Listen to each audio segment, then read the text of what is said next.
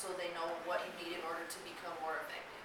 And to tie that back to visioning, I feel like the vision of Project Youth that has been very youth-driven is really that schools should be working with youth, not for youth, and the whole concept of creating partnerships between youth and adults in buildings. And so to piggyback on the teacher effectiveness piece, it's great that they're doing an annual evaluation and that they're including student perception data, but one of the things that we wanted to take it a step farther, and rather than have it feel like a gotcha system where teachers, it just happens at the end of the year and they're like, okay, a lot happened in that year and you're testing them on one date, we have started a pilot program called Fast Frequent Feedback, which is a partnership with youth students in classes and their teachers to do more frequent feedback of what's working and what's not for students, because we believe that teachers may be the experts at teaching, but students are the experts at their own learning. So the students are actually the ones offering the feedback? Yes, so the students work with teachers to identify which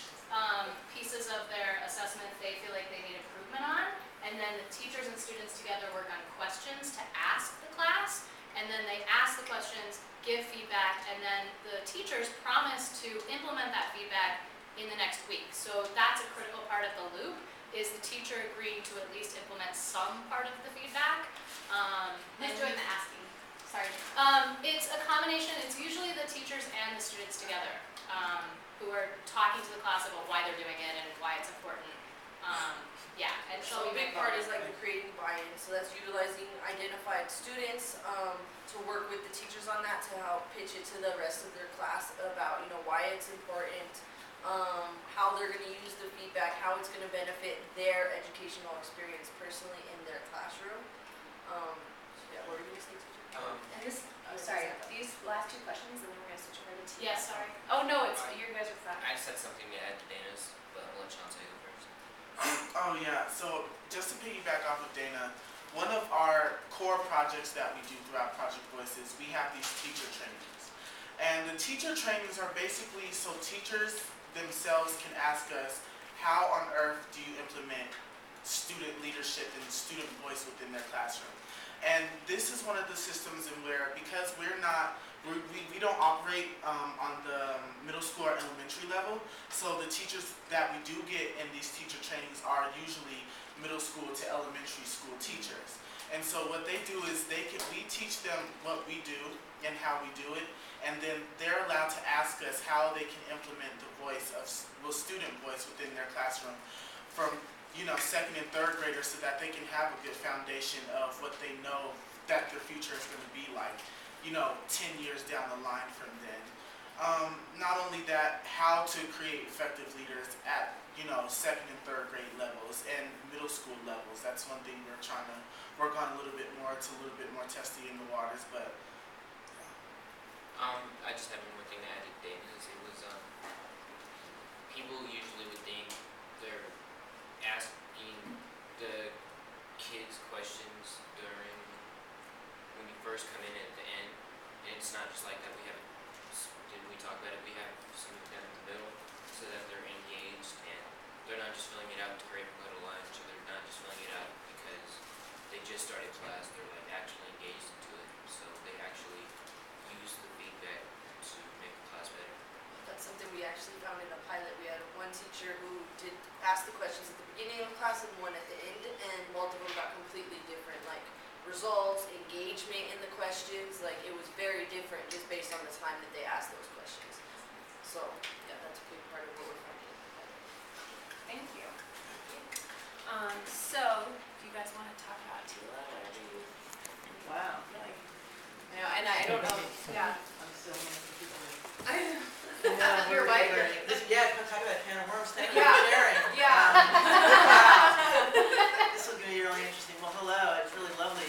Every time I go to any kind of a gathering, and I'm outnumbered by people younger than myself, especially people who I would consider adults, I am so encouraged. Makes me really happy. I did a chunk of my career was taking students on trips in public school, so it was not fancy private school, hotel kinds of things, but service trips. We raised the money, went globally and nationally. Took 50 students on the train to the charter school conference in DC, and I walked in with like, all these kids, and we were at, and they said it was the cocktail party, and I said, well, I think we should all go to the cocktail party.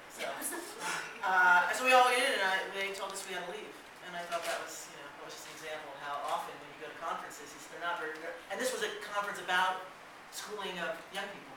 So anyway, it's so great to be at a conference where, anyway, whatever. My name is Carla Haas-Moskowitz, and for the last 35 years I've been involved in education. And I started as a paraprofessional working with preschool students who were identified as having special needs. But I never wanted to be a special ed teacher, but the idea of the whole child and all of that was interesting to me, so I studied special education, and I wanted to be an English teacher so I could teach The Great Gatsby, but I never really ended up teaching The Great Gatsby. And I ended up teaching things like how do you peel a potato, and how do you build a pit toilet in Mexico, and how do you do things like that. Because being a teacher ended up being something very different than I thought. Although I do love The Great Gatsby, and I did love teaching English, I was also a social studies teacher. And then I think, I don't know what happened, maybe I hit my head really hard one day and became delusional and decided to be a school principal. And I did that for a while. I was at Lincoln High School, and under the mentorship of Christine Johnson, who was a great influence and supported me, we created all these schools within schools back in the late 1980s. And one was a school for where we looked at workforce skills, and I started looking at monies that were available through the city to hire students to do work, real work, like not just spending the summer pushing the lawn. It didn't matter whether they could read or not, but how important it was to also read and to be what you wanted it to be in the world. And so that there was no such thing as vocational ed and regular ed, and it was education, it was the right education. But because it was that kind of education, because it was real world education or progressive education or interdisciplinary or service education, we were considered the people who needed to be in the third floor of Lincoln High School in the corner where you put all the kids that have been thrown out of every program and all the teachers that were Birkenstocks and you didn't want to talk to them. So we all hung out up there together and did whatever we wanted because nobody really cared about what happened to us. And so at the Lincoln High School's first field trip, it took me 2 years to get it through the administrators. We went to Mesa Verde, but it was all about trying to figure out how to be really engaging and really enjoy education. So I did that, and then I became a principal, and then the state passed the alternative licensure bill. And as a principal of PS1 charter school, and some of you may remember PS1, you may not, but we used the city as a classroom, and we have really low test scores. So one of the reasons why I would love to have this conversation with you that I don't believe in them. I believe in assessment, I believe in evaluation, I believe in high standards, I believe in challenge.